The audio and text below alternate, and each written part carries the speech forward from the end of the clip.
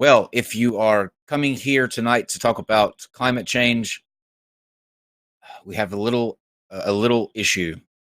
I completely misunderstood what our guest, who will be coming to talk about climate change next Monday at this time, was saying when he reached out the first time, and it was supposed to be just a meeting between he, Steve, and I to talk about how the show would go. And actually, did we lose Steve? No, I'm here. I did okay. Do something for a sec. So yeah, my mistake, and he'll be back here next week. It was kind of funny actually because when I came into the call, I said, "How did I bring it up, Steve? I can't remember now." I said something like, "When we go live," and he was, yeah. He's like, "Wait, live?" He got that deer in the headlights look. It was just so priceless. Yeah. Like, wait, we're going on the air? What? I said, "Oh shit, okay, all right." So yeah, Ben will be with us next Monday at the same time, and we'll do climate change then. Tomorrow we're gonna have an abortion roundtable. It'll be Casey, Shannon, and then two other people who are anti-abortion. We're going to be talking about the different laws that have been going on here recently about abortion. Is it under attack? Is it threatened? That sort of thing. Wednesday, we've got Dr. Alex Malpass and Jay Dyer. That's going to be at 4 p.m. Eastern, not our usual 9, because Dr. Malpass is in across the pond. And Thursday, what is Thursday? Oh, Thursday is me and Shannon. And then Friday, Adam Kokish. Oh, Adam's coming back. Aren't you excited about that, Steve? Oh, Adam, my boy Adam. Yeah. That should be so much interesting. fun. I actually like Adam. I just think he has idealistic tendencies. He's got a lot of energy, that's for sure. He asked, he said, "Who's going to be the guest?" And I said, "I learned the last time you came on with a guest that's not never going to happen again." No, wait a minute. He had a discussion with Sargon.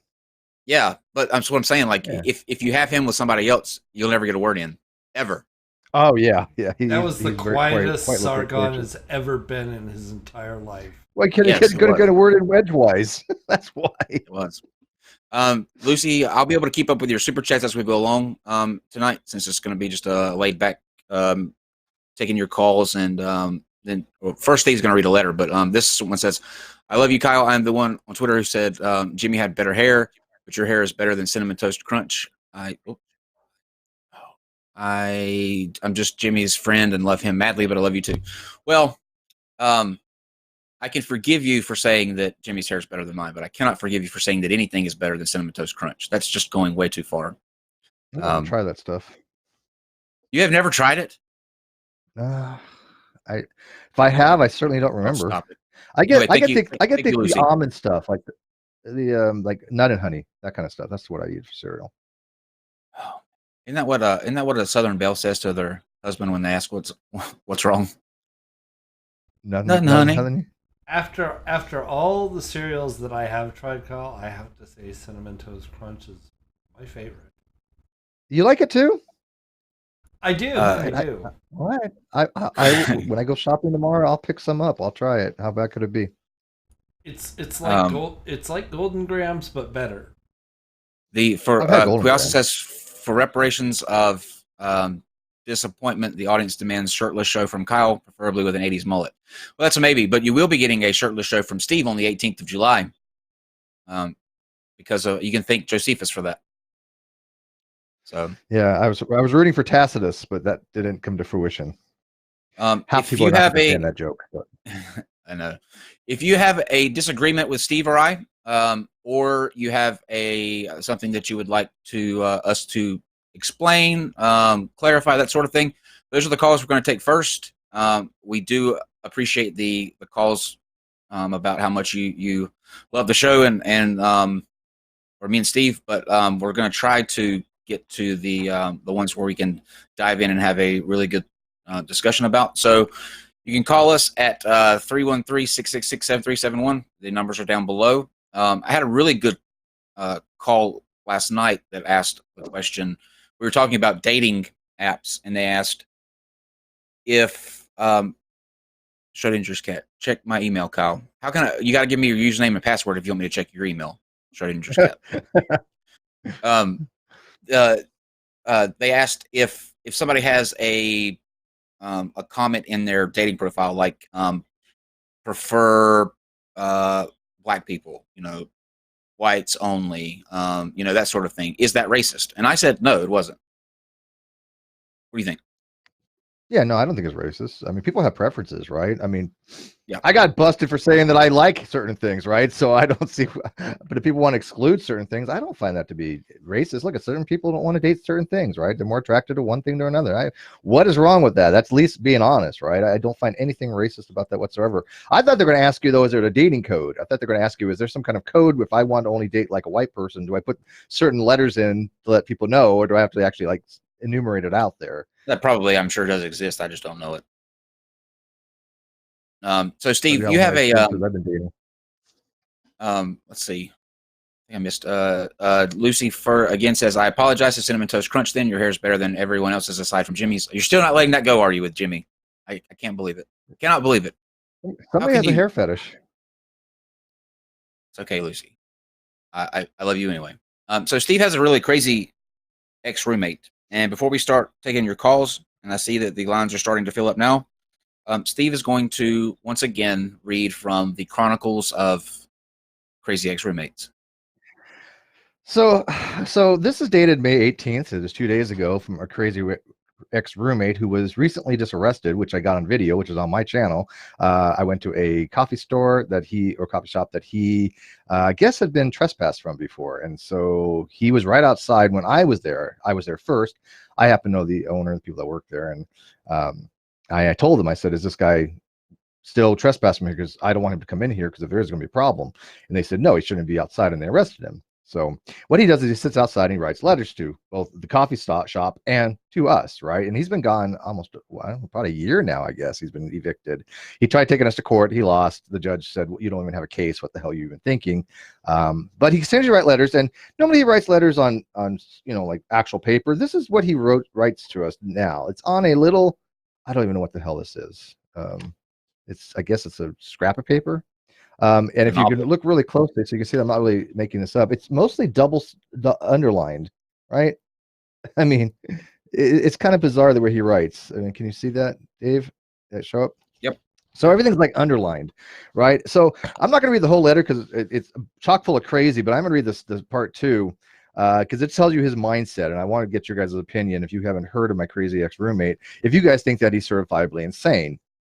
I'm just going to start. It's kind of weird entry point, but like I said, it's kind of weird. He says, I could deal with it in the first grade. My mega genius certified IQ of 246. I was light years ahead of Albert Einstein in the first grade, his IQ of 180.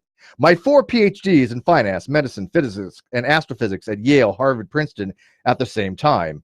My 4 dream jobs, titles since 1975, master jeweler, international diamond broker, Chairman, President, CEO, international banker, financial director of the Fortune 500 company on Forbes best list.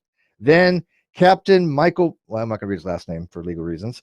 Top secret government clearance for NASA and the Hubble telescope project, in charge 24/7 at 3 secret locations in Worcester Heights, Darby Court. That's for the English people. We can figure that out. Worcester Heights and Darby Court. Is that an English reference? All at the same time.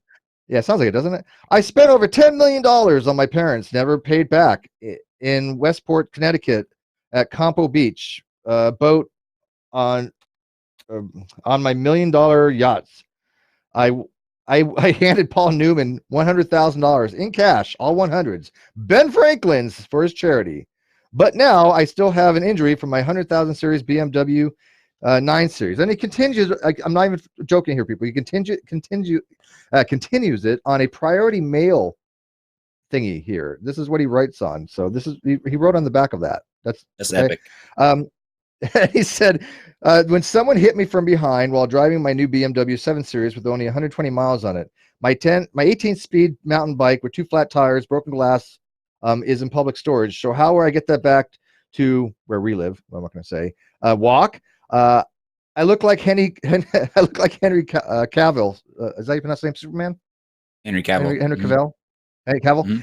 I look like Henry Cavill, Superman. No, he doesn't. Man from Uncle, secret agent, Napoleon Solo, but I cannot fly to where we live like Superman. Why did you keep driving and not stop? Come pick me up, Mike. Wow. I had to you, paraphrase a little bit because his writing is really bizarre, but that's so. just. Why would you be obligated to pick him up? That's my question. Like, why? No, because I think he thinks he still lives here. Because he's still like the last note he gave us. He says like, well, when I get upstairs, I'm gonna do an itemized thing in my room, and I swear to God, he listed every item that was in that room, and he was on point. He got it all right. We went through his stuff when he left, right? I know what he had. That's funny. And and he actually itemized it over 3 pages, and it was pristinely correct. He also says this roommate sounds dangerous. Yep, to say the least. Yeah, okay, yes. Let's start off with since we got these people on hold. Let's see what we have with John. John. Hello. Hello, John. Hey, how you guys doing? Good. How are you? Hey, I'm good, thanks. I'm a big fan of the show. I watch you guys quite a bit. So I'm pretty excited to get to talk to you guys. So I know the issue in the skeptical community and really in political community and everything has kind of been the trans athletes lately. Mm-hmm. And I'm kind of calling because I'm kind of up in the air exactly where I am on the issue. I like to kind of be informed and make a decision. Mm-hmm. So for me, the way I look at it is this.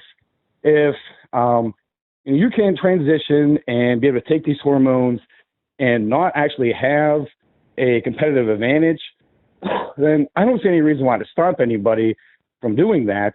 However, if it is the case that there is, the legacy effect and, it's taking hormones, as far as I can tell, isn't actually going to, decrease your or your skeleton structure.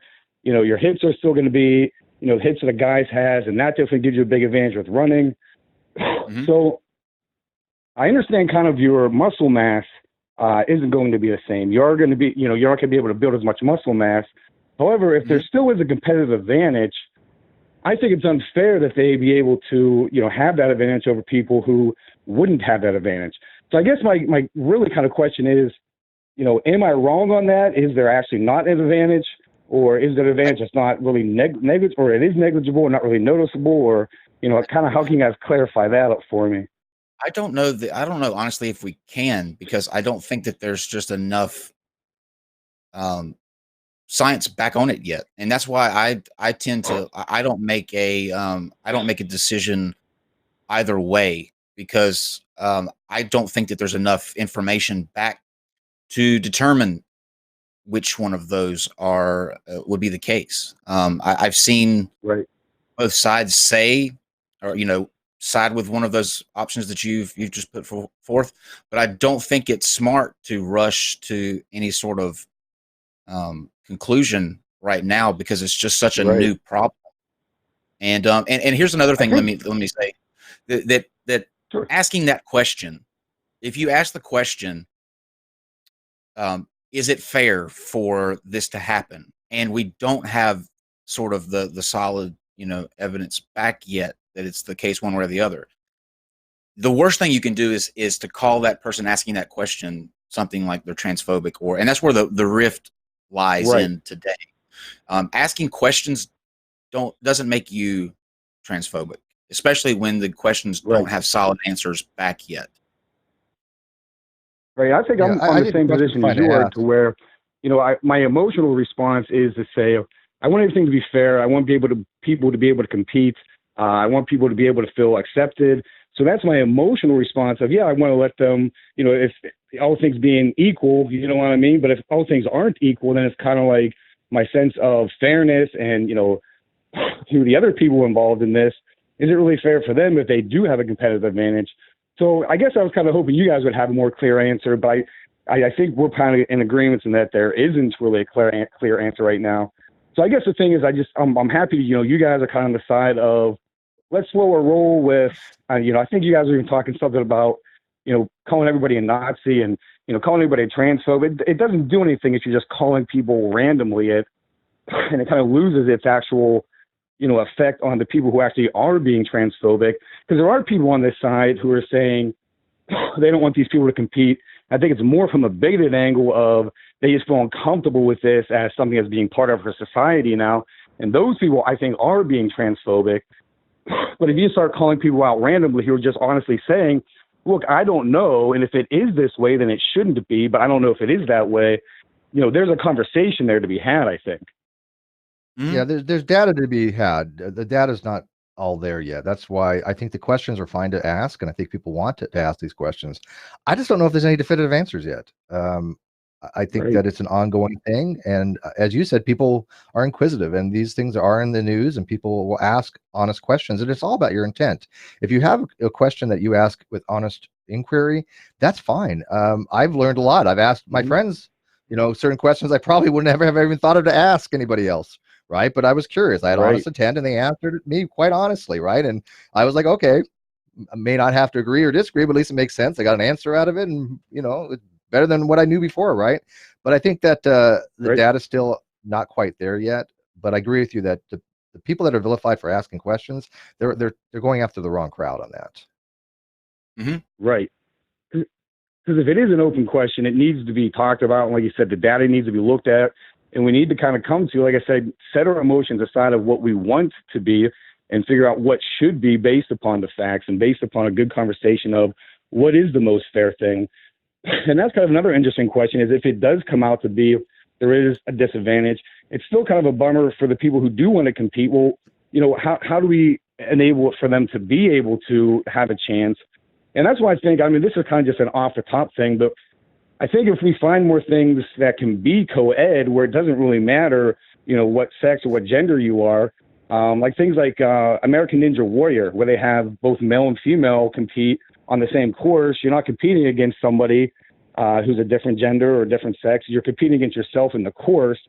So hopefully maybe sports takes that kind of turn where there's more things are just inclusive by nature, by just how the sports, how it's played, I guess. Yeah. They just have to change. I think you'd have to. I don't know. That's the most honest answer I can give you. I don't know what the answer to that would be. I guess we'll get there when we get there. But I don't want to. The worst thing in the world you can do is jump to conclusions and speak out, because you don't want people who are transgender to feel like you're in any way coming after them, because that's something that happens oftentimes with them anyway. And as somebody that wants to support that community as much as we can, I think it's the safe bet to just not come to any sort of conclusion or jump the gun on those sort of answers. And I think too, as a skeptic, I watch your guys' show, and I watch Rationality Rules and American Atheist Experience, and I don't want to say I felt uncomfortable to call in, but I thought, I wonder if I'm going to get a little bit of heat for taking this position, and obviously I didn't. You guys have been amazing, which it should have been a conclusion I jumped to, but because this is such a hot button topic, and because there has been kind of a backlash. I was kind of worried, like, well, if I do take a position of even questioning, of even saying, well, what if it is unfair, then what? So it's kind of like when you shoot somebody down in a public way like that, it makes everybody else feel a little more uncomfortable about having that conversation. You know what I mean? Yep. You're absolutely not transphobic for asking the question. No. And I think certain things should be discussed. They shouldn't be, squelched. I think that people that try to squelch conversation don't add anything to the dialogue. So, and I'm not saying that's specifically what the Atheist Experience did, or that I'm kind of holding them to something. Like I watched them this weekend, but it does kind of. I guess I was more just shocked by they took that stance. Not that it was such a strong stance, but it was kind of just like, obviously Stephen took it a certain way to where he kind of felt a little bit attacked, and I don't feel like he was completely wrong on that. You know what I mean? So it was just kind of shocking, but I guess it's maybe just a good wake-up call to say, even even your idols, you know, you never hold somebody too high, because nobody's perfect and everybody's going to make a decision or an action that you're not going to disagree with sometimes. So I'm glad to see that both sides were able to say, though, okay, well, let's come back to the table and talk about this and try to reach some kind of consensus. And that's the beauty, I think, of the skeptical community, is we're willing to do that. You have to keep in mind that people make mistakes, even like you said, people that you put sort of on a pedestal. No one's perfect, and what I think you can take away from this situation is that at least both sides were able to admit when they got something wrong and were willing to take the steps needed to correct that. And I don't think you can. Yeah. I mean, that's the way that it should be. So I think they had a good meeting of the minds. I think that they both took a step forward. I mean, some people criticized the wording wasn't good enough. Some people criticized it was too much. You can't win either way. But I'm at least grateful that the ACA took a step, and I think that Rationality Rules took a step. And what else can you ask for? I mean, when you have two people that are on different sides of the fence, trying to have a resolution and trying to work together for a common goal that have almost everything else that they agree on, you know, in common. And I think that's a positive outcome. And I think that people should not be dissing either one of them for what they managed to accomplish. Because I mean, I know from experience, it was a huge step for the ACA to put out that retraction. That was not an easy thing to do. Trust me. Yeah. That was huge in their community. So. And John, we got to since our lines are slammed full, we got to move to a different caller. But any last minute statement you want to make before we close out? No, I just want to say, like, I appreciate you guys role modeling that, you guys, the ACA and Rationality Rules, role modeling that sense of, let's have a conversation. Even if we disagree, let's not just butt heads and get angry and walk away from each other. Let's have that conversation. And we don't have enough of that right now in our discourse of a lot of different things. So I appreciate you guys doing that. I appreciate them doing that. And hopefully this turns into a good thing of, hey, listen, we disagree as well, and here's how we can have these disagreements. So appreciate what you guys do, and keep it up. Thank you. Yeah, man, thank you. I always think that it's important to have the conversation. As difficult as some of them are, not having the consequences for not having conversation is a lot worse than. Let's see here. We've got Chase Holt, and you want to, it looks like, talk about Hugh Ross's probability motto. Does that mean Hugh Ross? Yeah. Yeah, Hugh Ross, he has the reasons to believe apologetic group, I think. Yep. I've had him on. And I've heard a friend of mine in real life. I don't think he necessarily agrees with him or anything, but I've heard him say that he uses a bunch of probabilities and all this stuff to say oh, the universe was designed by God because this was so improbable or whatever. And I've heard Steve say that he thinks it's logically sound, or his mumbo, his wording. Sort of. Is that it's not a probability argument. What you talk about his book Improbable Planet that I have read, that book? No, I just listened to him. He just had a talk on dogma debates and just his other talks, and he always brings up his probabilities and stuff. And I've heard you say that you agree that his model for that is sound. You might not necessarily agree with the conclusion, but you think the probability model. It's not like a horrific argument, right? I think, yeah. It's not like he's not arguing like a Bayes thing. He's not arguing like Dembski or Myers. He's not arguing the fine tuning type thing. His argument is nothing like that. If you read Improbable Planet, he's basically arguing that. His evolutionary. I've seen it for his evolutionary probability model, where because I'm an econometrician. I do a lot of statistics and all that stuff. And his model, every single one of them, has a massive endogeneity problem where he's trying to regress and come up with probabilities with unknown observations to try to create a known probability, which is just that is word for word the endogeneity problem, misspecification and all that. So I was wondering why you agreed with the probability model. I'm not talking about goes against a lot of statistical rules. Yeah, that's not the modeling that I'm talking about. You're talking about a regressive model that uses no priors or low priors in some kind of Bayesian type thing. Yeah, no, but even in probability, no matter any probability model you have, you can't use unknowns. Do you know his argument? Create the probability. Do you know his actual argument in Improbable Planet? Because that's not what his argument is. Because that's what I'm agreeing with. I don't care about the argument. I'm not saying I agree with his argument, but it's not like a perfect argument. Statistical part of the model. If you agree with his actual probability model and that you can use statistics I don't know that. His probability model. Yeah, I have no idea what his probability model is. I have no idea. Oh yeah, because he always says like, oh, like the probability of the universe being created is like 10 to the negative whatever and all that. And if you look at it, you can't. I was just wondering because I've seen that you like agree with all that and stuff, but you can't use statistics where did I agree with that? That goes against a lot of. What show have you been watching? I don't remember ever agreeing to any of those things. I've never agreed. Oh, I mean, yeah.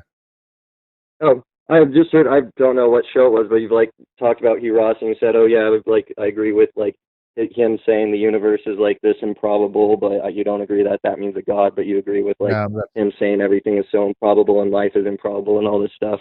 No, that wasn't me. So you never agreed to that? Huh?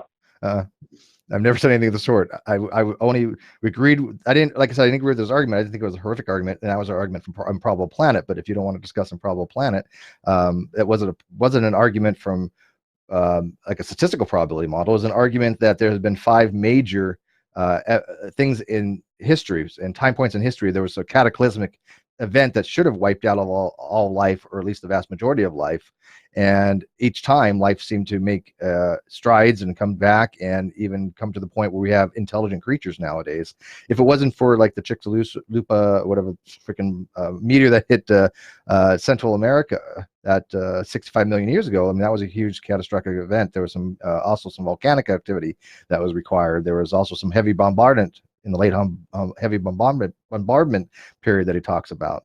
He talks about all those things, which were such huge events that should have wiped out all life. And yet, because of those 5 events, now there is not just life, but there's life that is creative and intelligent and cognitive of their own abilities and self-awareness. So it's not really like a fine-tuning argument, but it is something you have to think about. 5 cataclysmic events, and not only did it not wipe us out, it made us that it gave us the opportunity to be us where we are today. Now, again, it's all how you look at things. And I'm not saying that I'm agreeing with his argument, but I've heard worse, right? I mean, so, and it's a good book. It's a well-written book. I'm not arguing. I don't care about like the philosophical argument or anything. I was just wondering what your views were, because he always says, just, I'm not in his books or anything, but in his videos and talks, he does how improbable like life is and how improbable the universe was. And I've just heard you before like make comments on like some of the videos and stuff he's been in. So I was just wondering. Yeah, that's what I'm referring to, though. I'm not talking about like the people that argue that life is improbable when it comes to like, oh, a protein is coming out of nowhere is 10 to the 400th power, and the first cell is this. No, that's all like the flagellum type of argument thing. If you know what that is. Flagellum. No, I don't agree with any of that stuff, man. That's all post hoc analysis. Well, Chase, okay, that's what I was wondering. Okay, cool. I thought you were agreeing with that type of stuff. Thank you, Chase, for calling in. You take it easy, man. All right, could I ask Kyle you one real quick question? Yeah. Real fast, just yes or no. Sure. Who do you think is the better queen, Beyonce or Britney? I think they. Oh, I'm gonna have to go Beyonce. It's a trap. It's a trap. Don't answer. I have to go Beyonce. Heated comments in the live chat, but thank you guys. Yeah, man. Asking the tough questions. Okay, let's see. I get asked about Hugh Ross, and you got asked about who's the bigger queen. Okay. I'm telling you, my question was a lot harder. You didn't leave a name on the screener, but who are we on the line with? Is it me? I think it is. Oh, it's May. Hey. What's up? Can you hear us? Hello? Hello? May. I think the call dropped. Is that May? I couldn't tell. It was it could possibly have been May. Are we out of No. Nikki? Just call back. If you just called in a second ago, call back and we'll get you on. I couldn't make out who it was though, because they didn't leave a name. Nikki. Hello. Hi. Hi. Can you hear me? Oh, hi.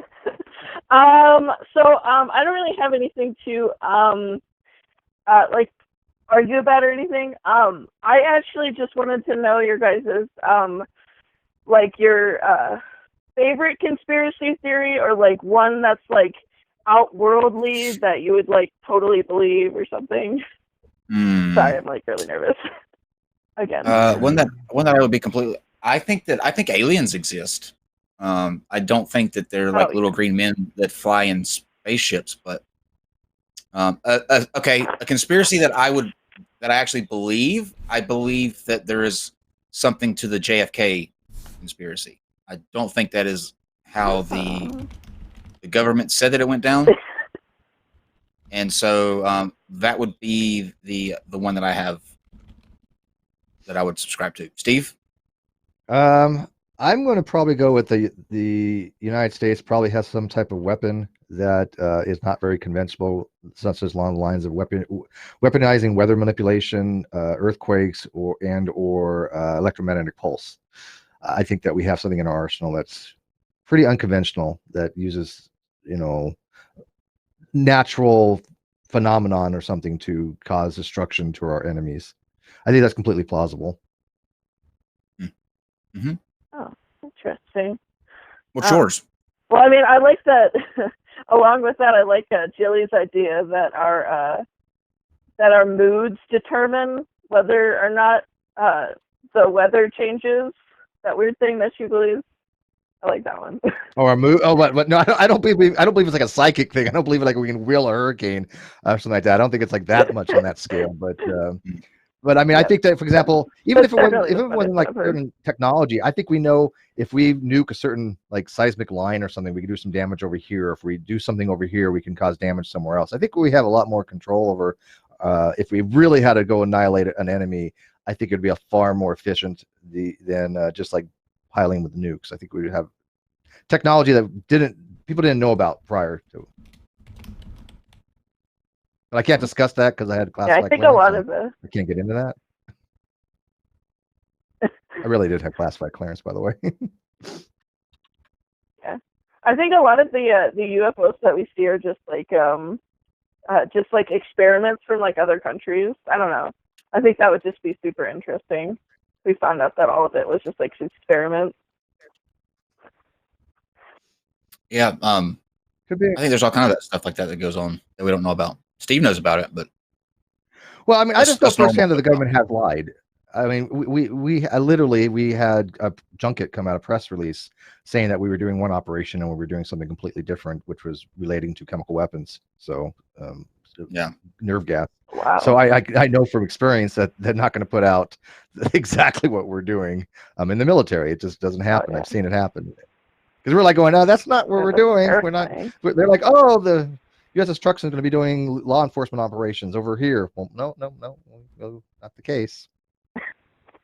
Yeah, sure, it's a lie. Can't tell you exactly what we're doing. I mean, there's that whole government. It was a government section that was actually financed by I think a billionaire, and it was basically to find UFOs. And there's like hundreds of hours of quote unquote evidence of like flying saucers and like evidence of UFOs that they've actually have like cameras on. Like we have physical proof, like testimonies. Yeah, I think they exist, but I don't think we've ever been visited. Oh shit. Yeah, they may be UFOs. UFOs are a real thing, but sure. that doesn't mean that they're from other planets. Like it could be from another country who has testing stuff. I don't think it's little green men, but Nikki, thank you so much for calling in and chatting with us. He really does think they're little green men, though. And I hope you have a good evening. Yeah, you too. I love you guys. I love the show. Keep doing love you too. Thank you. Bye. Okay, now we're going to talk about free speech with Adam. Hey guys, can you hear me? Yes. Yes, sir. Yeah, so recently Miles Power covered the guy who, I can't remember if he drinks turpentine or what else. He does urine therapy. And YouTube actually did a solid and took down his channel. Not Miles Powers. It's Sunfruit Dan. Yeah, and his channel got wiped away. And I think it brings up some interesting ideas because maybe Jilly Juice is next. I don't know. Thanks, Jeff Holiday, for kind of keeping the heat on her and the Pathos, who's the lady, Katie. You know her name. I can't think of her name. Who's covered a lot too. Katie. Yep. And so this raises a lot of questions. Obviously, YouTube is not truly free speech. It's a platform. It has terms of service. But to what degree do you think YouTube is responsible for the speech that's out there? And do you think this is a path we're going to see continue on in the future? I hope so, because there are two ways you can look at this this situation. You can look at it like people should have the right to say whatever they want. Free speech, absolutist. That despite the harm it may cause other people, they still have the right to say that. So, for example, with Danny Glass, he should be able to come on and say what he wants to about drinking turpentine and the health benefits for that. And it's up to the other person, or the person that's watching on the other side of the screen, to have the common sense to not do that if it's harmful. However, I think that, as we've seen in many cases, a lot of people don't have that common sense. And a lot of people don't think before they do things. They see something on YouTube and they think it's the gospel. Same thing with the sovereign citizen people who see, you see saying, "Oh, I'm not driving, I'm traveling," and think that that's actually going to work, and they can get by with that. I think that you should be allowed to say whatever you want if it's not harmful to. Well, let me walk that back. Free Advocating speech, for drinking turpentine is yeah, rather harmful. yeah, absolutely. But what I'm saying is, like, free speech is applicable to the government, right? So the government can't tell you what you can and can't say. With these platforms, I do think Facebook, or YouTube, Facebook, those sort of platforms do feel a certain sense of responsibility, because let's say somebody drank turpentine. Let's say a teenager drank turpentine because they watched Danny Glass do this, and that teenager died, or if there were many cases of that, because they saw it on YouTube. I think that would be, that would be sort of, they should feel a sense of responsibility, because if you have somebody that's advocating something dangerous like that, I think it is your responsibility to swoop in and shut that down. Now, if he's just spouting stuff about like crazy beliefs that he has, or that there's aliens out somewhere else, that doesn't hurt anybody. But telling people that they can have all these health benefits and coming across like what you're talking about, and you're putting facts out there and statistics, sometimes people can't just they can't suss out which one is credible and which ones aren't. And I think it's on that YouTube did a good thing with that. Absolutely. Yeah. I'm not a free speech absolutist. I know it's kind of hard. I do advocate for free speech, but I think absolutism goes a little bit too far. So I'm not on Kyle's page there. But YouTube, it's its own entity, right? They're a private organization that's held publicly, or it's they trying to make it even to a public utility because it's so large now. But it is a privately owned organization. But here's the thing.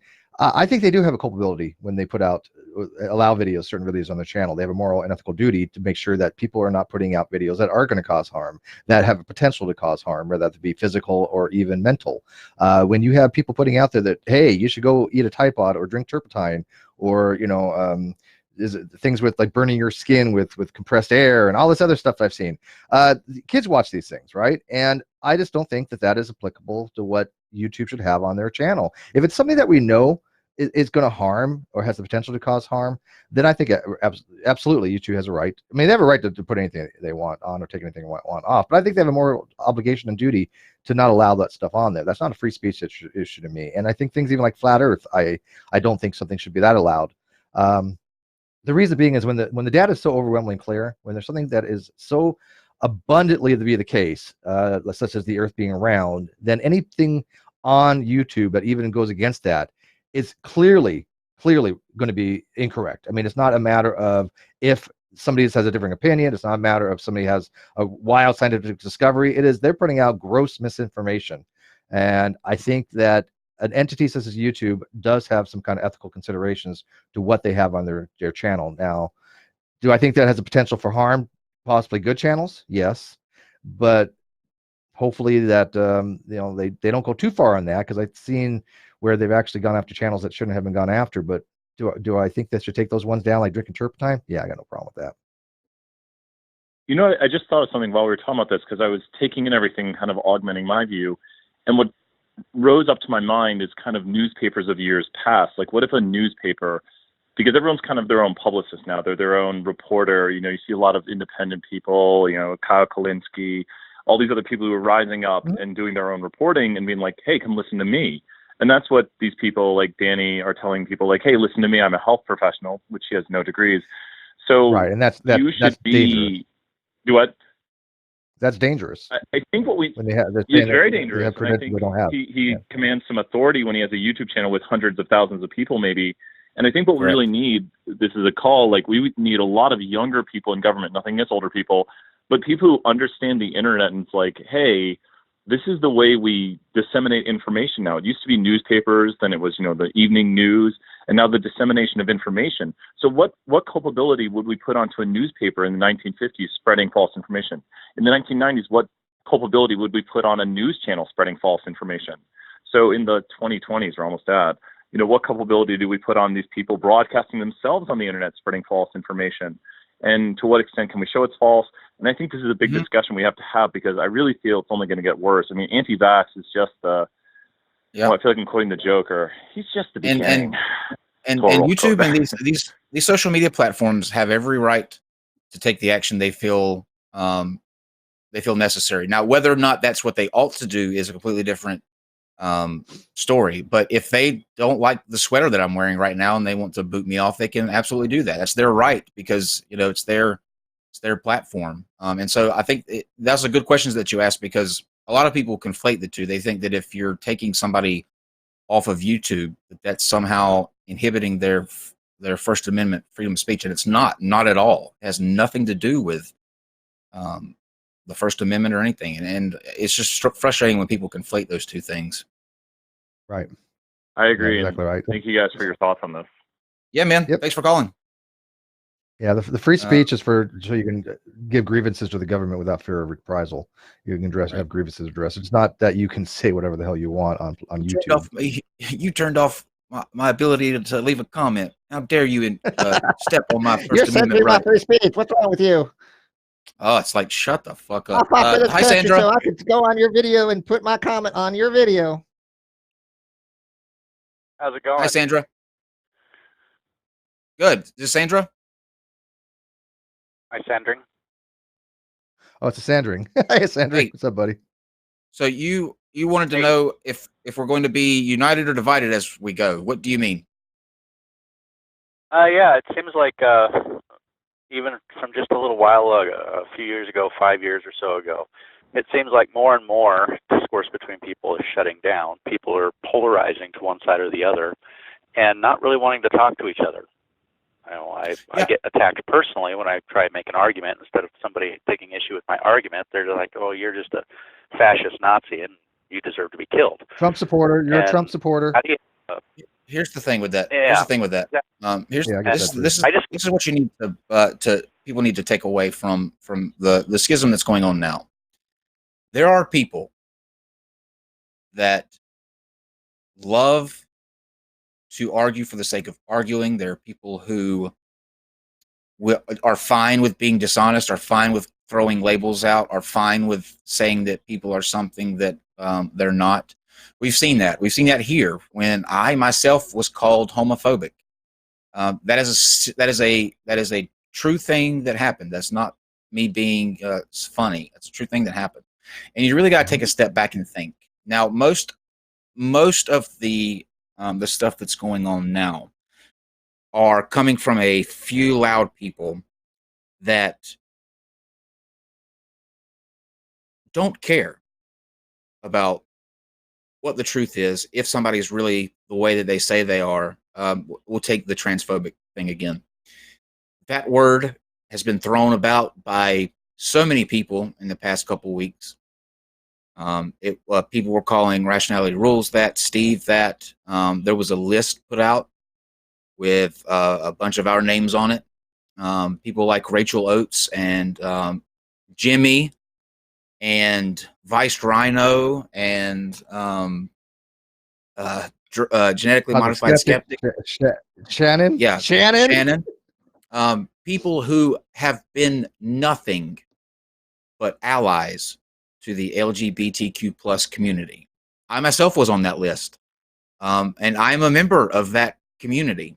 So I have to just take a step back and realize that no matter what you do, and no matter what your intentions, and no matter where your heart's placed at, there will always be people who are fine lying, fine throwing away around these terms at people who have been everything but the opposite of what they call them, and you just have to let these people rant and rave and fizzle out, because eventually they will. You can't hold on to a lie like that for long before people start investigating and looking and seeing what you're about, taking the time to look at the things that these people are referencing, the shows as a whole. Look at the body of work of a person and really find out who they are. And you'll be able to see their character, and you'll be able to see the character of the other person who doesn't mind labeling somebody transphobic,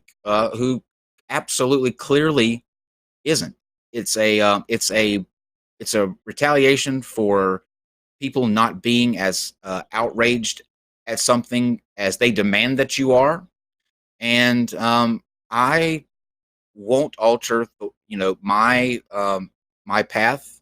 I've been on this show, especially, has been nothing but a voice for the LGBTQ plus community, and will continue to be so.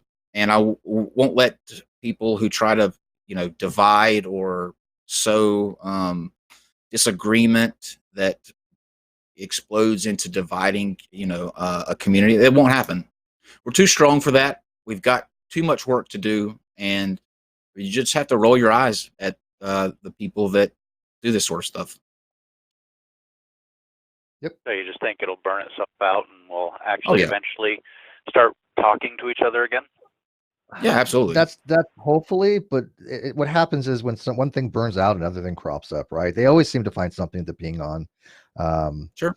But yeah, I mean, when you start throwing around these terms to people that are clearly not, I mean, what good does that do anyone? I mean, you're just isolating people that would normally be, right there walking beside you in a gay parade, right? I would have no problem walking in a gay parade. It wouldn't bother me at least, right? So I mean, it makes no sense that they're doing damage to their own cause by alienating the very people that are supporting them. Yeah, I've participated in Pride Parade in Seattle. That's a hell of an event. It's just the perception, especially for a lot of people, is that we're talking to each other less and less. We're not listening to arguments. I see more examples of that online, and I do hesitate to use the online world as actual gauge for what's really happening in the world. I drive across this country, and I don't see in my personal interactions with people this kind of vitriol that we see online. And probably has something to do with you can be a little bit more anonymous behind the screen. But I was wondering if you thought it was going to get better or get worse. It's going to get better. It always gets better. And in the middle of these things, it seems like it's you get stressed out and you get tired of defending that you're not something that people try to label you as. And at the end of the day, this world is getting better on a daily basis. These things pop up and they happen, and you just have to stick to your guns. I have a mission and a drive that I want to see happen, and I don't let this sort of thing distract me. It tried to with the platforming thing, and people eventually will see where your heart's placed, and they can look at your past and see how you've acted in the past, and by what you say and what you do, and they'll be able to judge you as your character. And there will always be people who try to distract from that, but you can't. The best revenge is success, I think, and you just have to keep focused on that and not let the naysayers detract you from trying to do the right thing. All right, I just wanted to get your opinion on Sure. that. Have a great day. Awesome. It's great Thank to you, talk to you. man. You too, buddy. Thank you, bud. Okay, let's see. Okay. Talk about Area 51. Ooh, I can't talk about that. I'm sworn to secrecy, remember? Dana. Hey, Dana. Hello? Yep. Hi. You want to talk about Area 51? Yeah. So I just wanted to kind of set the record straight, or I guess they drop some truth bombs on it. Uh-oh. Is that I've kind of noticed with the flat Earth community and conspiracies, they kind of go hand in hand. And one day, you know, it would be interesting if you guys kind of ask them some prelim questions of, you know, do you think people are following you? Do you think there are conspiracies in this world? Do you think there are aliens? Because they kind of go hand in hand with flat earthers. And with the alien community, there's a lot of people that strongly believe it. And where my Area 51 is coming to is my expertise in it, being a contractor for Lockheed Martin and Northrop Grumman, is nothing's going on at Area 51. It's basically a site for testing airplanes. That's all it is. They take airplanes from Plant 42 in Palmdale, and they disassemble them in Palmdale, and then they reassemble them in Area 51, which is the coordinates. The government takes land and they quadrant it into sections. And that section is 51, there's 52, 53, 54, 56, there's a million of them. That one section in Nevada is Area 51, and that they reassemble from Plant 42 from the Air Force Base, reassemble them in Area 51, and basically just test flight them. But there's such a strong conspiracy theories about it, that there's aliens, that there's all kinds of crazy stuff going on there. But there's nothing. The majority of the time, the base is empty. There's nobody there, usually 10 months out of the year. Let me say, Dana, look, I appreciate what you're doing, but you're not fooling anyone. Okay, this is the government put you up to this to call in and throw us off the trail, and we are not buying it, sir. How dare you? Yeah, I mean, it might be dead now, but I mean, you're from Lockheed Martin, so you know that Groom Lake was actually, you know, somewhere that they wanted to have Lockheed Martin in order to test the original reconnaissance program for the U-2, the SR-71 Blackbird, the F-117, and other types of vehicles that nobody had ever seen before, right? These were alien type of things, and you needed a very long runway in the middle of nowhere, and that was a very natural flat lake that they decided, hey, we could make this into a landing strip. But back in the day, when people first saw, you know, like a flying wing or an F-117 or something, they didn't know what the hell it was. They probably did think it was alien. Yeah, exactly. And what a lot of people don't understand is there's Lockheed Martins all over the world. There's Northrop Grummans all over the world. They're everywhere. There's bases everywhere. There's a project I'm working on for Northrop Grumman where out in Bakersfield, they have it's basically 2 football fields, the size of 2 football fields, that's underwater tanks. And they're massive. And all they do is crash jet engines into the water to see how they react to explosions. If you saw it, it would be amazing. It's something to see how big these tanks are, and just them to dump a jet inside of it and explode it, just to see how it reacts to certain ammunition, to see how it reacts to certain things. And can you get video of that for us? People don't. That would be pretty cool. What's that? Can you get video of that for us? No. We no.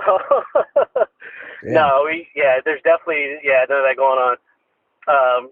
The only way I prove it to people, I show them my credit cards that have all the company names on them. Blueprints and drawings that I have, they're not really classified. They black out and stencil out certain areas for contractors and stuff like that. I've gone to Area 51 3 times for HVAC and for fire suppression. Are they going to come kidnap you for telling us this stuff? It's dead. Are they going to you're not going to be like, you're not gonna like disappear off the planet tomorrow, are you? No, not at all. No, I live Okay. here I live in Heard Los that now. Angeles, and I commute to Palmdale out to Plant 42. We have an office out there. Yeah, we're there every day, and yeah, I go out to Northrop Grumman, out in Century City and Torrance, and Lockheed Martin out there to their headquarters. We service them everywhere. It's yeah, definitely not gonna disappear anytime soon. Okay. Well, good. thanks for calling, Dana, and just remember that you're not fooling anyone, Dana. We know you were put up by this. We know it's not your fault. You didn't have a choice, but Chill. yeah, you're not fooling us. Well, one quick thing. Sure. The only thing that's weird, and my wife laughs at me, is every night when I go to bed, I have to have your guys' YouTube channel playing in the background on my YouTube. Just some noise playing. So I always have Nothing debates weird about going that on, at all, man. whether it's flat or Nightmares. something like that. So it Does it give makes you me nightmares? fall asleep. But I really do enjoy it. Does it give you nightmares?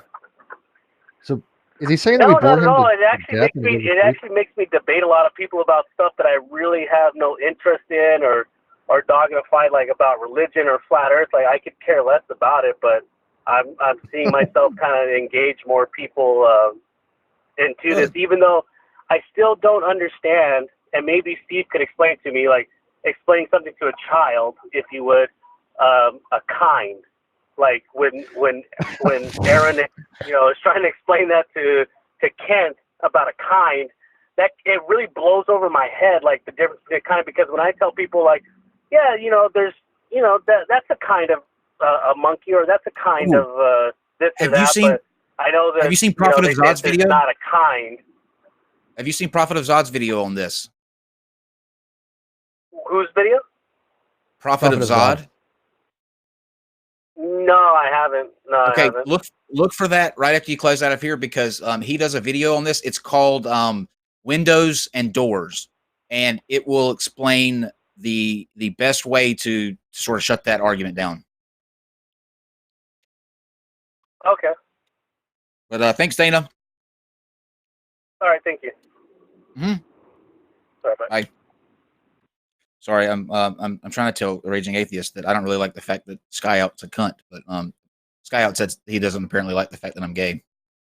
So I was trying to type while I tell somebody by that I don't really like the fact that he's a cunt, but we really can't help that. Is Skyot that guy that thinks he's funny, the comedian dude that does videos?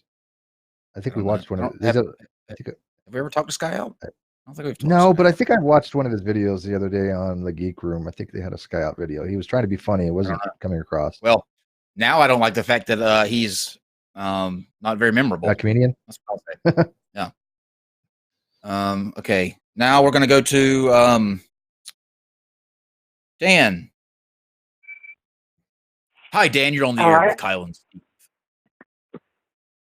Hello? Sorry? Hi, Dan. You're on the air with Kyle and Steve. I'm trying to sound like a radio guy. Hi there. Yeah, no, it's Vivian. I just wanted to... Oh, it's Vivian. Like, try and bring... Okay. Yeah, Vivian. I just wanted to try and, like, maybe bring together, like, the two halves on the whole rationality rules, whatever, controversy, right? Because it seems to me that, like, what's actually happened is sort of like a hysterical response to, like, the use of the term transphobia, right? And this kind of, like, viewing of it being a label of deliberate maliciousness, right? Which is not necessarily what we mean when we say transphobia. Like, the ACA statement originally didn't label Woodford as being transphobic. They said that he had expressed transphobic views, right? Which is, like, the view of myself and the view of, like, quite a few other people in the trans community, right? Especially, like, Essence of Thought, the person who made the videos, like, refuting him in the beginning. And when we say, like, somebody expresses transphobic views, this doesn't necessarily mean that it comes from a place of malice, but that it is a view of trans people specifically, right? That causes harm, right? That produces harm. Like, if you honestly believe that, like, black people like commit more crime, and therefore we should bar them from like public areas in order to protect white people. Like we would rightfully say that you had like racist views, and it doesn't really matter like how sincerely those views are being held, or like whether you really love black people, you just believe that this particular thing about them means that you should like restrict their rights in a certain way, right? We would still say that that is like a racist view. Yeah, let's go just a little bit at a time here, so we can sort of keep up. I completely understand what you're saying, Vivian. And this is how I would approach it. If somebody that you know is like you don't feel is transphobic, maybe they're expressing a view that is like you said, maybe perceived as transphobic. I would say, instead of saying like that's a transphobic view, knowing that that person's not transphobic, maybe just talk to them and explain to them why they're incorrect. Like you said with the stats thing with the black people in crime.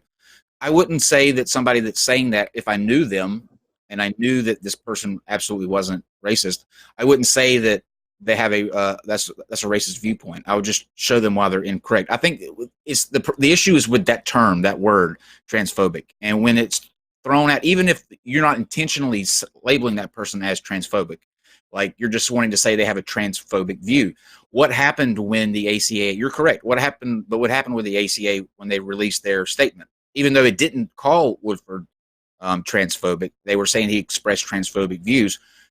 He was labeled as transphobic. Which he did, because right?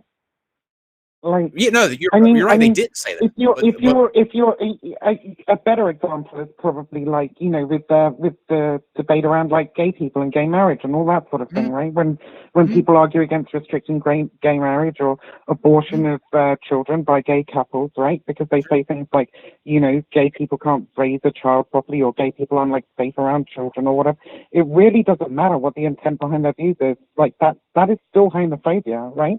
And that's the same kind of thing that Woodford did. And I feel like the visceral reaction to accepting that you have a view that is like bigoted in this way is like what kind of presents these kind of halves coming together and like having an honest discussion about the issue, which is a complicated issue, trans people in sport.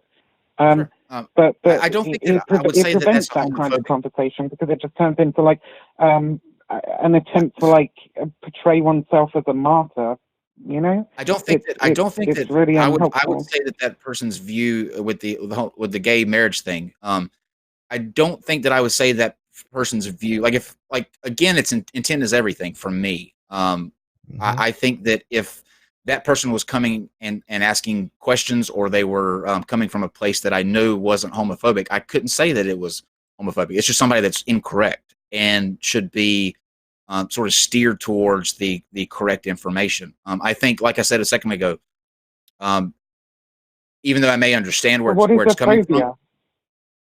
Like, a phobia is an irrational fear of a thing, right? Right, but sometimes it's not. And in the case of the gays, it's like a fear of gays being pedophiles, and in the case of like Woodford, it's a fear of, you know, he used quite alarmist rhetoric. You know, trans people ruining women's sport. I don't want to see the day when a white chromosome like dominates women's sport. Like it's this irrational fear of this thing happening. Right? Let me ask you this. And it's connected to trans people. It's definitionally transphobia. Do you think rationality rules is transphobic? So I think he is transphobic. I think if he holds these views, he has some transphobic rules views, and that would probably make him transphobic. Yeah, I don't think he has deliberate malice, but that's where and bigoted. That's where my issue comes in with that word. Even if somebody may hold some views, let's say home views that are homophobic, I think if I knew that they weren't homophobic, I couldn't say that. I wouldn't use that word, because people infer a lot of things. Like when that statement comes out, when you said that they never said that he was transphobic, they just said he had transphobic views. That's absolutely correct. That is exactly what happened. But what was the takeaway from that? The takeaway from that was that he was transphobic, not that he held a couple of views that were, transphobic, and that he himself wasn't. There's a huge distinction there.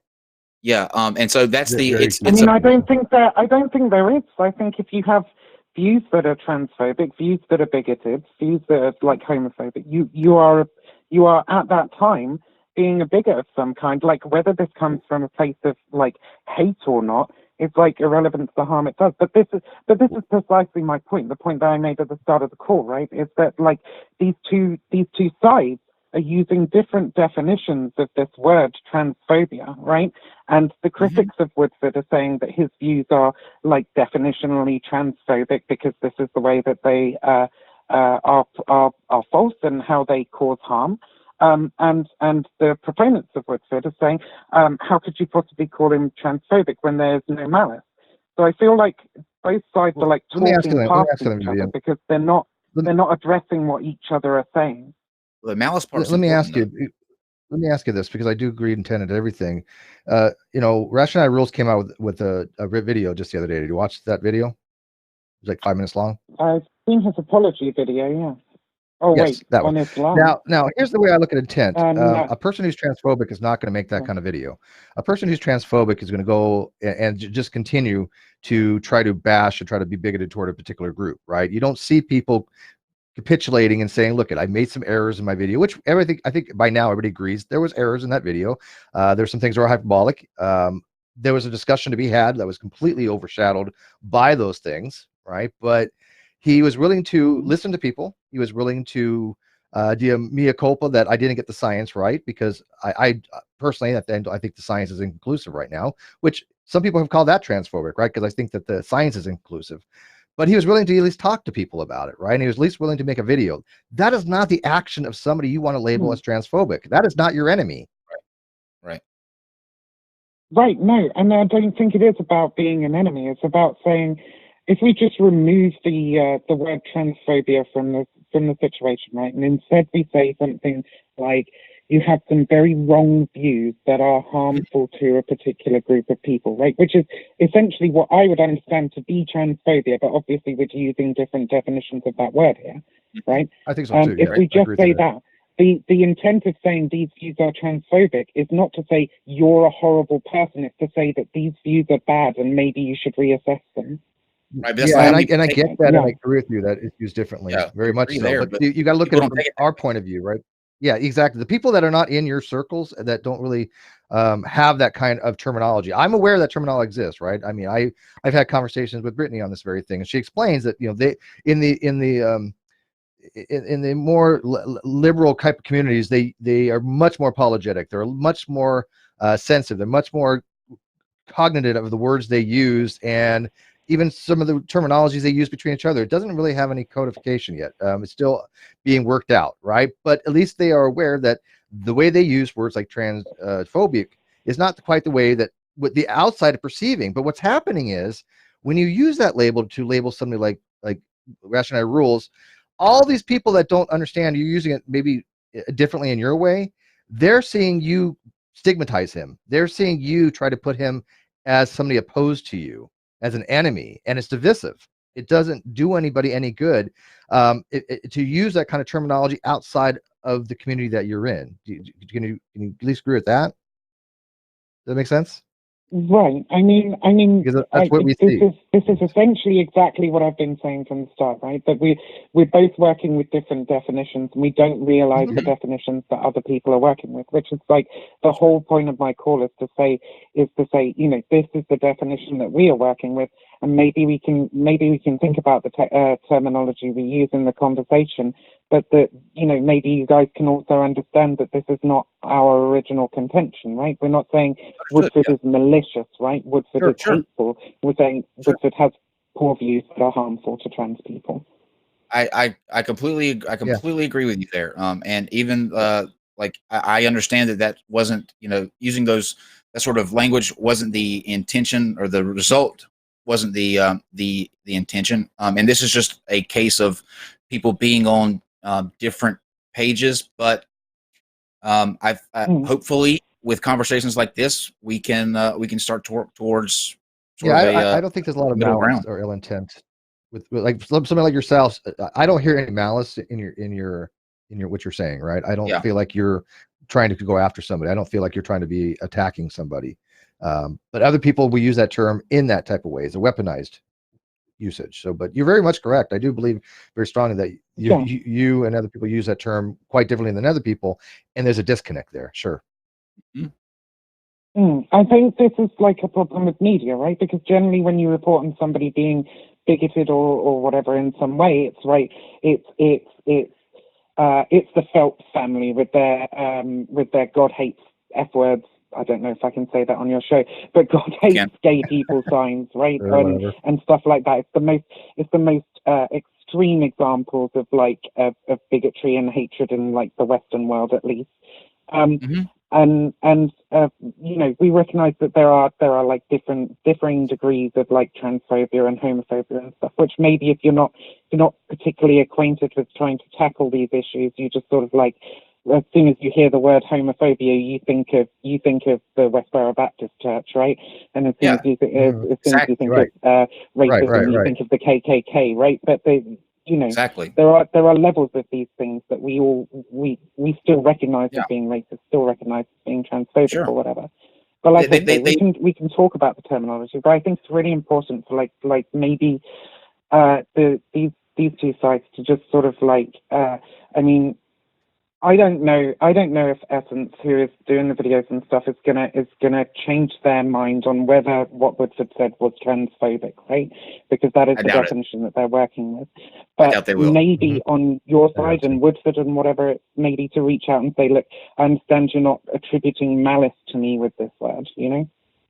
Yeah, and here's the thing: like when people use words like homophobia, transphobia, racism, they don't hear it in the sense that it may mean causing unintentional harm. They hear it as hate. Like, okay, with that whatever phobia word, that means that this person's hating on another group of people. That, you know, that's the default there, and that's where the big sort of miscommunication is. But that's not what we're talking about when we talk about things like institutional racism in the United States, for example, right? We're not talking about abject hatred of black people. We're talking about a system that is racist, that like harms black people. That's what everyone hears. Yeah, I know that's not what you're saying. That's what everyone hears. Yeah, I mean, when somebody when somebody like myself who hears these terms, right? There's a visceral reaction, right? There's going to be what's called a backfire effect, right? When I hear people using those kind of pejoratives, it doesn't foster communication, doesn't foster dialogue, right? Because and I know this is the same way what rationality rules is. It doesn't do anything to add to the dialogue by calling somebody these positions, because when we take these positions just as seriously, right? When somebody says something homophobic or transphobic, to me, I think, oh, wow, okay, look at, we got Matt Powell's and we got, you know, Steven Anderson's, we have Matt Slicks, we have people that are actually homophobic and bigoted and prejudiced and just full of spite and vinegar. Those are the people that are the enemy of the trans community, right? And when you're using the same word to describe both types of people, that's when we go, no, that doesn't work for us, right? Because you're putting us in the same category just because we might have a disagreement. And I'm saying in general, not just me or Rational Rules, but anybody who just disagrees with somebody, you're putting them in the same exact category with those vile people that I think every one of us would not spit on if they were on fire. That's the list you don't want to be on. Yeah, that's the list you don't want to be on. I understand that. I mean, but these are just the definitions that have been used, like in the literature, like academically, in conversations about gender and oppression and so on for decades. And you know, and it seems to me that you chaps are like ever so slightly behind on that. And I don't mean that to sound insulting or whatever. Like you just have a very simplistic understanding of what these terms are understood to mean. We're not saying that you're wrong. Here's what we're saying, though, is that even though you may be correct in your terminology usage there, the vast majority of people that hear these things are going to take it completely different. So the question then becomes, do we wait for them to catch up before we start using this terminology, or do we change the terminology in a more constructive way that's not going to sort of sow all of this chaos? Right. And I don't know the answer. Well, what would what would your suggestion be? What would be the appropriate way to sort of like address transphobic views, but I can tell you that without saying that they are transphobic views? I can tell you that you go, whether you're going to make a video or you're going to go to the person. I would go to the person, but if you're going to make, like, let's say you're going to make an overreaching video that's going to just cover something that somebody said, like for rationality rules. In the video, I would say, I understand based on rationality rules history, his past videos that he's put out, that he is a ally in the grand scheme of things. He got these things wrong. Here's where his mistakes were. Here's what he could have done better. And I just want to make sure that, rights or wrongs are righted. I don't think that you have to label anybody anything if you know that they're not actively working against you. Now, if this was somebody that, like Matt Powell, who is a complete homophobe and has a disdain for gay people, you wouldn't take that approach. But if it's somebody, let's say Steve came to me and said, you know what, I have a question about whether or not there's that two same-sex parents are better than a heterosexual couple. Like, I have some questions on that. I know Steve is not homophobic. He may genuinely have questions on if there's science behind whether or not two gay parents is as healthy for a child as a heterosexual couple. I wouldn't say, well, Steve, those are homophobic. You can't ask that question. I would just explain to Steve, why that's incorrect, because I know Steve's an ally. But this isn't what rationality rules did. He didn't come with questions. He came with a conclusion, a very harmful conclusion. And during the making of that video, he also supported some of those people that you would say you wouldn't spit on, right? Ben Shapiro. I mean, for me, as a trans person like Joe Rogan, a lot of his content is fine, but when he gets talking about trans people, he's extremely vitriolic sometimes. But he came out and said he was That's wrong. not exactly what he said. He just said that Ben Shapiro, love him or hate him, that Ben Shapiro is a good spokesperson for whatever his positions is. He's very good at debating. I'm not a big fan of his, okay, but I mean, I've listened to some things that he has said. He has some really good quips, right? I mean, he's a very articulate individual. And I think that's what Rationality Rules was kind of pointing out. But I agree with you. I think Rationality Rules came to some overreaching conclusions. He didn't have the data to support his conclusions. How about that? Is that something most people he didn't have the data to support his conclusions, but also just like the rhetoric and the people he cited and the clips he used and the conclusion he came to were all things that like contribute to attitudes that are like prevalent in this discussion that are directly contribute to like harassment and poor ideas about trans people, right? Which are then like used as justification to like harass them. Sure, but I think what the difference here is somebody that somebody that was transphobic wouldn't, when pointed out where they're incorrect, immediately say, "Okay, I messed up." Yeah. Come out with an apology video, and then he's working on correcting the mistakes that he made in the video. But that's somebody that is genuinely sorry for any sort of harm they may have caused and looking to get the right information out there. Because if he wasn't, he would have just stuck to his guns and said, well, that's the way that I feel. You know what? Take it or leave it. And that's sort of where the divide happens, is because we're not taking up for or backing or supporting Rationality Rules video. We're supporting him as a person because he's being unduly labeled something that he isn't because of a mistake that he made. Right. Okay. I mean, I would say like definitionally at the time that you made that video, he is that thing. And if we're working on different definitions, if we're working on different understandings of what transphobia means, then that's fine. Like that's a thing that we can talk about. But the ardent kind of and I understand it as well, right? Like being labeled as something that you see as being really, really bad that you think that you're not, like that's going to cause a very virulent reaction in you, right? Sure. But I think like we can have this conversation about why a thing is transphobic or not. I mean, I would very much recommend like watching Philosophy Tube's video on transphobia, right? He explains some of the very benign seeming forms that it takes, right? And if you don't understand what this term means, right, and if you've misunderstood what is meant when somebody has said that you have transphobic views, I can understand how you'd be upset, right? But Sure. I mean, this is me telling you, and Essence of Thought has like said it in their videos as well, right? Like that this is the working definition. This is the definition that we are using.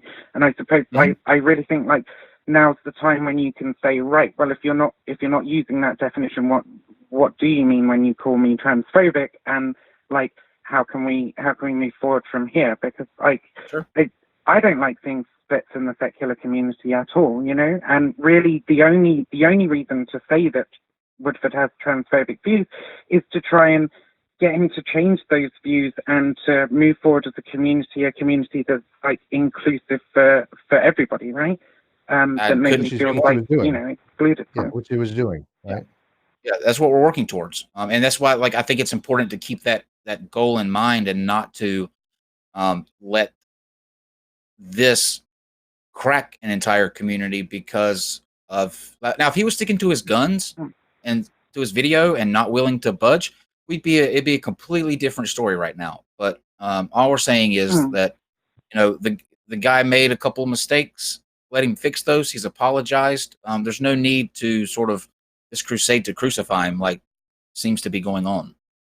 You know, and I completely agree with we still don't know how much of his views have changed, right? He hasn't like fully addressed that yet. But like, even if he has, he's still very much stuck on this "I am not transphobic" like thing, right? Well, and like I say, it's just like at this point, it's like for him to like reach out and say, what do you actually mean when you call me transphobic, right? Or at least to accept the definitions that have been given by the other side, rather than constantly insisting that he's being called hateful or malicious, right? Vivian, which is not what anybody has said. You can't expect him to work with your schema, right? You're working from a feminist standpoint theory type of gender study a position, which is where they use a lot of these terminologies, right? And that's fine within that microcosm. There's nothing wrong with that.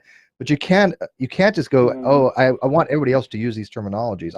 I would like certain people to use the terminologies I use. I've been fighting that for years, but I don't go around saying, you know, if you don't use them, you're a horrible, horrible person and you're anti-philosophy or something, right? You're philosophy phobe. No, and that's not my point. That's not my point at all. It's just that right. Words are there to communicate concepts, right? And if we think that somebody is trying to communicate a concept other than that which they mean by the word which they say, then we're not having a productive conversation, right? We have to be able to communicate our ideas, right? We have to be able to understand each other. And I agree. And, it all comes down to semantics in the end. I agree. And I think hopefully we will. Hopefully we will make a good conclusion here. But I have faith that we will. I have faith that we will. Thanks, Vivian.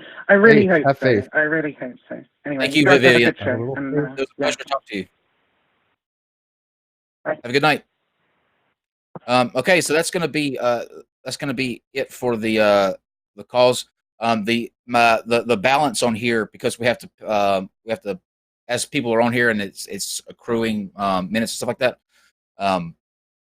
Our balance, because this show wasn't planned, was lower than it should have been. I usually put it up there on Wednesdays, but it takes 24 hours for it to post.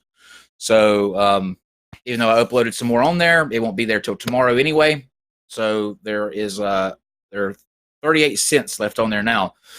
And so that's not enough to get a call started. So unfortunately, I'm going to have to Daniel and Jen, I hate to do this, but we have to drop because we're not going to be able to get to those. What's that out? But yeah, this is a situation that is dominating everything, and it's a conversation that needs to happen, but it's a conversation that's not happening the appropriate way. And that's because people are more concerned about name calling and labeling and turning what in every other sense is an ally, somebody that's for the most part holds your views, wants the same outcomes that you do, we're villainizing them. I think that's there's no other way to say this. I think that's fucked up.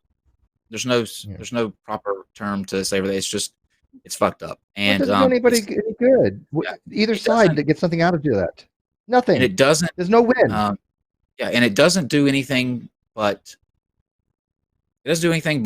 harm yourselves. Like if you're coming from the trans community, putting these labels on people that it doesn't apply to erodes the impact of that word. So that when somebody is actually transphobic, you won't be able to identify them because so many other people have been labeled transphobic. And the parties involved in this situation have said where they were wrong on both sides. Both sides did the right thing here. I don't know what we're still so angry about. Like, why are we so mad?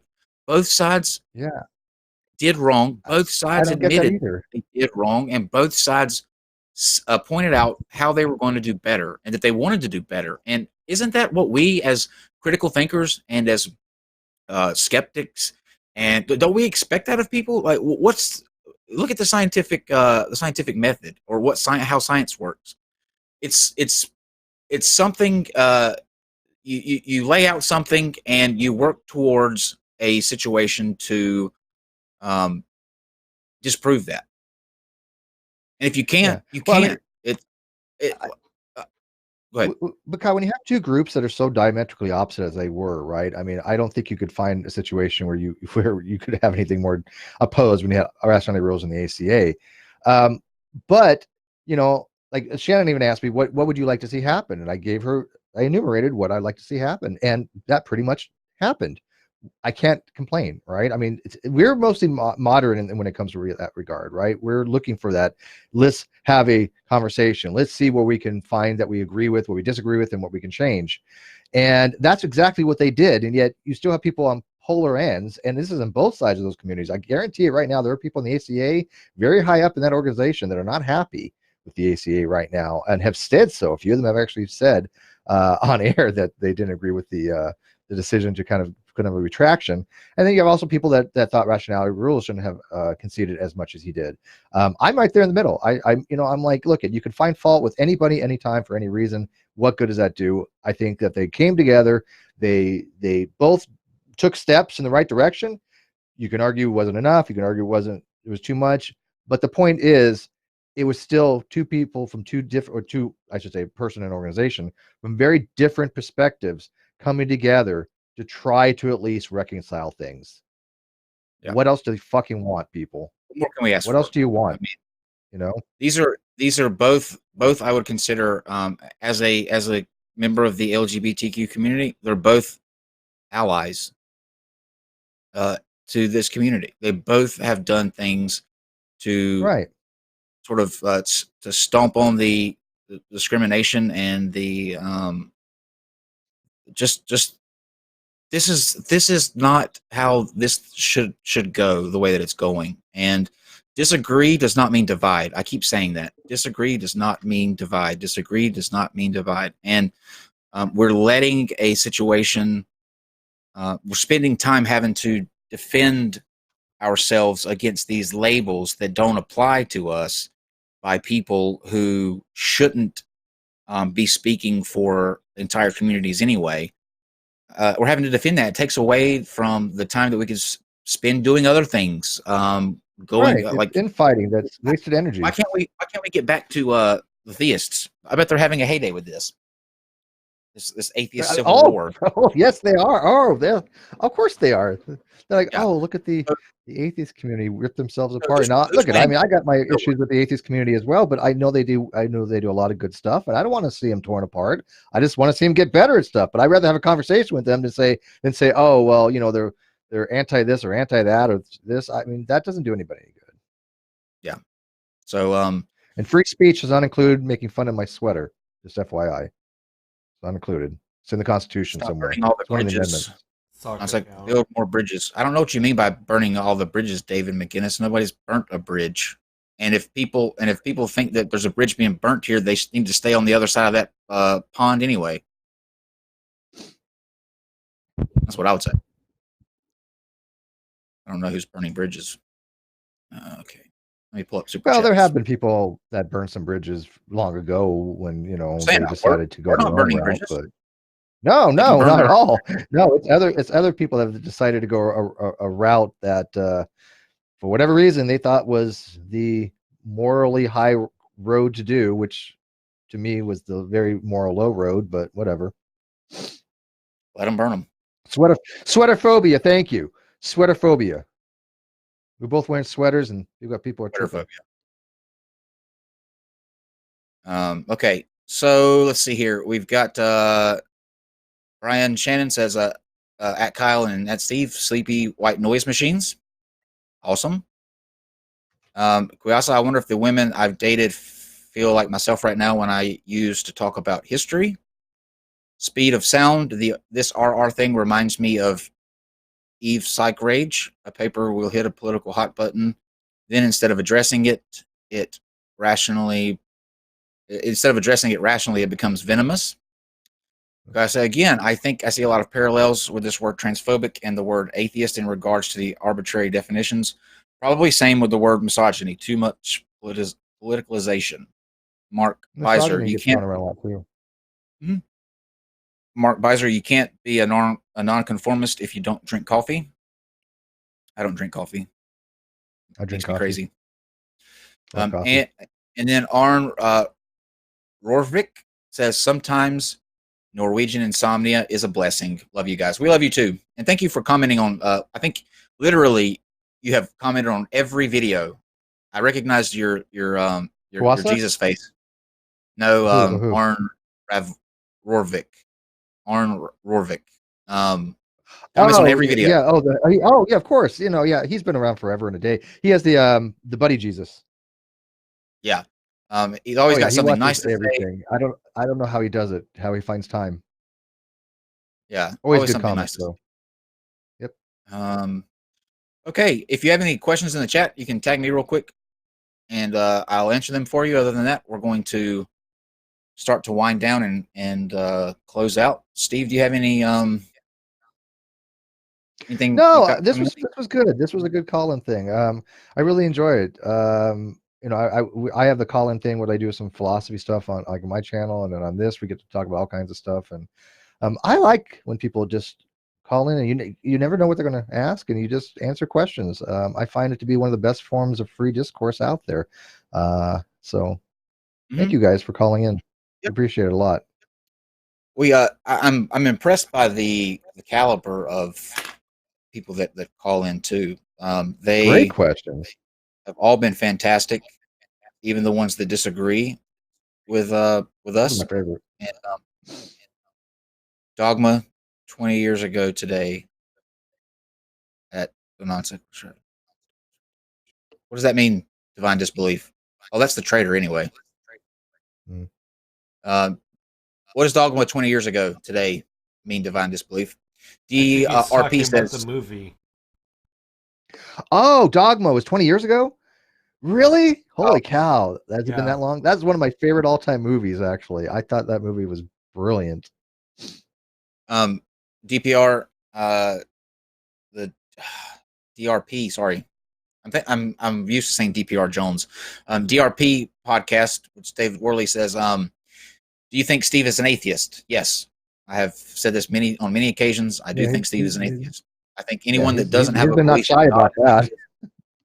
I think that anyone that doesn't believe I've been on God by default is an atheist. So yes, Steve is an atheist. We were both on DPR's channel, and it was really good, by the way. Very good podcast. DRP. Yeah. DPR, RPG, RO. Check it out if you whatever letters you want to be. I noticed that DRP sliced up because I went on there. I didn't get to have a fun. I didn't get to have a fun. 8 videos or something. He sliced it up to, didn't he? Podcast like everyone else on his podcast does. Everyone else, if you watch them, they're all having the really fun questions and this sort of thing. It was like I was on an episode of Dateline or something where I was getting. There were screen caps coming in and recorded conversations and explained this. I was interrogated for 3 hours, so I'm sort of that was like a job interview. I'm offended. And David McGinnis says, to review Game of Thrones. Game of Thrones, I is still the greatest TV show on to ever. I think that they dropped the ball because they smashed too much into too few episodes and I'm not going to give any spoilers away, so don't worry, but they smashed too much in too few episodes. This should have been a 10 episode season. I think some of the things that they did would have been better explained instead of just happening like minutes later, and you don't get to see the progression of the characters. I think that it just felt rushed and it felt forced. Is it the end of the season or the end of the show? Both. Okay, so it was a show finale. Okay. Yeah. They needed to they needed to let us track that arc that these characters took, and it felt forced and rushed, and I wasn't satisfied with the way that was it worse than Dexter?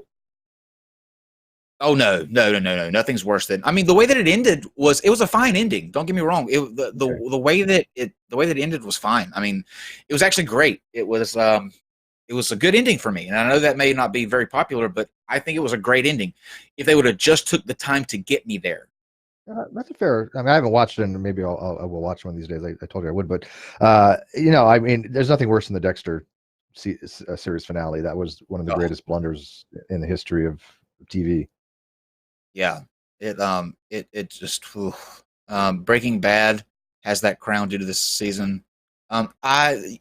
Breaking Bad is a really good contender for that. Although I wasn't happy with the way that they ended that one.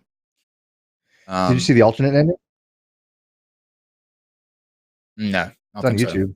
It's 30 seconds long. Go watch it. Go find the alternate ending for Breaking Bad. 30 seconds long, and it changes everything. Yeah. Kyle, this gnome makes me feel satisfied. I'm glad. The dragon was eaten in the last episode. Spoiler alert. No, Divine Disbelief. Susan said she loves you. You're still her favorite garden gnome, and I'm still your favorite trader. No. She can't love me for what she did to me at Faithless Forum. Ever. Eric Price says, I appreciate the rational conversation on this topic. I think that's the way to sort of counter this hysteria and over outrage on things. You have to sort of take a step back and think about both sides, because both sides have points. This is not a all or all one side. You don't have to choose a side. I think both sides have points, and we need to be able to take from both sides. And it's not an all or nothing.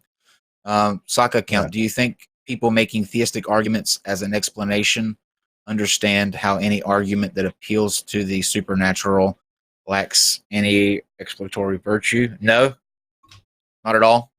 I don't think they understand that. No, not at all. But they're commanded to, or they're told about you coming into it. It's foretold that they're going to be mocked, and people aren't going to understand it, and they just need to have faith. And as long as they have the faith in things that are seen and unseen, then they'll be all right. And so that's their sort of the rock on that, I think. Yeah, it's programmed in. I mean, I've always said that. Look at I'm fine with people positing a deity for an all arching explanation of everything, right? A theory of everything, I guess you can say. But the reality is, it's not explanatory. The closest you can get is that you're going to end up with some kind of metaphysical necessity, which is quite possible.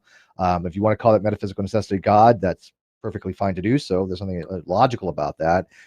But it's not explanatory. But neither is the other options as well. I mean, you're eventually going to reach some kind of bedrock. You're eventually going to reach some kind of infinite regress, which is not explanatory, a brute fact, which is not explanatory, or metaphysical necessity, which is not explanatory. So either thing, anywhere you go, it's not explanatory. But yes, I agree with Suck Account that theists don't really understand that just positing God for theistic arguments doesn't do anything. It doesn't explain anything. Pizza Person Peppers, I have not tried post chicken and waffle cereal, but I would not be adverse to it. I'm going to be on Truth. I'm actually going to be on an ACA program called Truth Wanted with Objectively Dan. Wait, you're homophobic. How are you getting on there? Huh? You're homophobic. How can you get on there? Huh. I guess they're going to make an exception this time. Yeah. That's what I'm. Yeah, I'm homophobic. Yeah. Just let that sink in. I had literally someone tell me I was homophobic. Literally. I can't get over that. I mean, I shouldn't be laughing because it's still pretty shitty, but it's I gotta laugh at it. Well, to sort of call back from last night, it's at least I'm not getting fisted.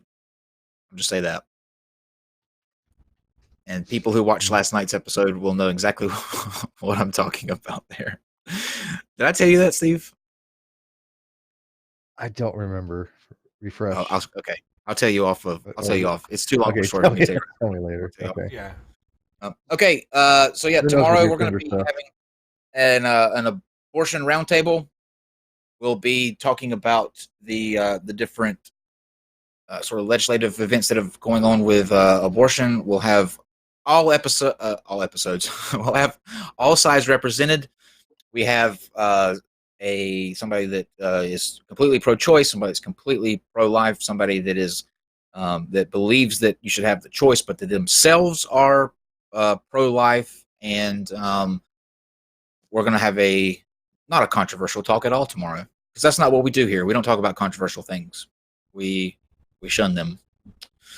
All right, so for NonSequitur, I am a homophobic gay man. That is a magic-hating wizard, and Dave is an anti-producing producer. And we'll see you tomorrow. Night.